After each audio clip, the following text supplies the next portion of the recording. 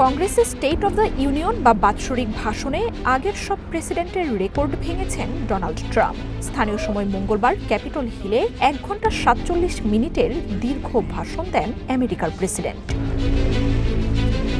পাল্টা শুল্ক অবৈধ ঘোষণা করে সুপ্রিম কোর্টের রায়, সংঘাতের মুখে থাকা ইরান, তলানিতে ঠেকা সমর্থন, অভিবাসনের মতো নানা ইস্যুতে জর্জরিত ট্রাম্পের এই ভাষণ ঘিরে বিশ্ব জুড়েই ছিল তুমুল আগ্রহ। তবে বরাবরের মতোই এই নেতার ভাষণে নিজের ব্যক্তিগত মতামতই প্রাধান্য পেয়েছে বলে মনে করছেন রাজনৈতিক বিশ্লেষকরা। So despite the disappointing ruling, these powerful country saving. It's saving our country, the kind of money we're taking in. এই বছরের নভেম্বরে মধ্যবর্তী নির্বাচন সামনে রেখে ট্রাম্পের জনপ্রিয়তা তলানিতে ঠেকেছে।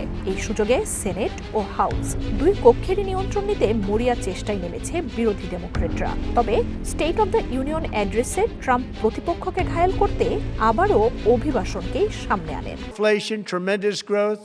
And the big story was how Donald Trump called the economy correctly. তার দাবি, ডেমোক্রেটদের ভোট দেওয়ার মানে হবে আমেরিকার সীমান্ত আবারও উন্মুক্ত করে দেয়া। ট্রাম্প বলেন, সরকারের দায়িত্ব আমেরিকার নাগরিকদের রক্ষা করা, অবৈধ এলিয়েনদের নয়।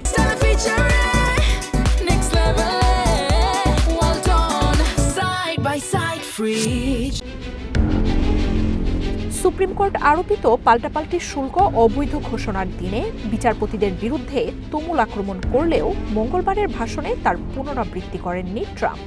বরং শুল্ক প্রয়োগের আরও বেশ কিছু অস্ত্র তার হাতে আছে বলে দাবি করেন তিনি। Her heartbroken mother is in the gallery to remind everyone in this chamber exactly why we are deporting illegal alien criminals.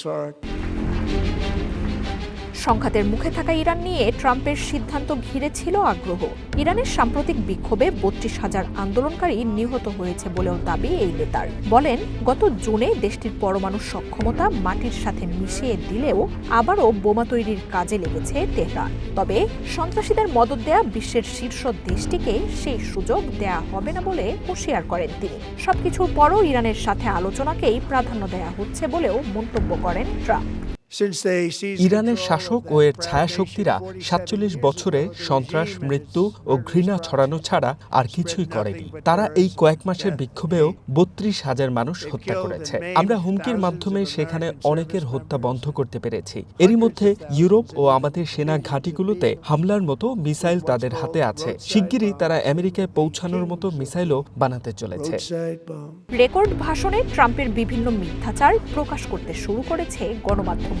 মুদ্রাস্ফীতি, সীমান্ত, দ্রব্যমূল্য, বৈশ্বিক বিনিয়োগ, বেকারত্ব, 8টি যুদ্ধ বন্ধ, মৃতপ্রায় অবস্থা থেকে অর্থনীতির স্বর্ণালী সময় ফিরিয়ে আনার যেসব দাবি ট্রাম্প করেছেন তার বেশিরভাগই ভুলে ভরা বলে জানাচ্ছে সিএনএন। ট্রাম্পের ভাষণের পুরো সময়টা জুড়েই বিভিন্ন বক্তব্যের বিপরীতে প্রতিবাদ প্রদর্শন করেছেন ডেমোক্রেট আইন প্রণেতারা। ইলহান ওমর নিজের আসন থেকেই চিৎকার করে ট্রাম্পের জন্য অভিবাসন বিরোধী বিক্ষোভে আমেরিকানদের হত্যার কথা তুলে ধরেন। আলোচিত এপস্টিন ইস্যুর ব্যাজও ধারণ করেন বিরোধীরা। ট্রাম্পের এই ভাষণ বর্জন করেন বেশ কয়েকজন ডেমোক্রেট আইন প্রণেতা। মার্জিয়া উপমা, ওয়ান ইন্টারন্যাশনাল ডেস্ক।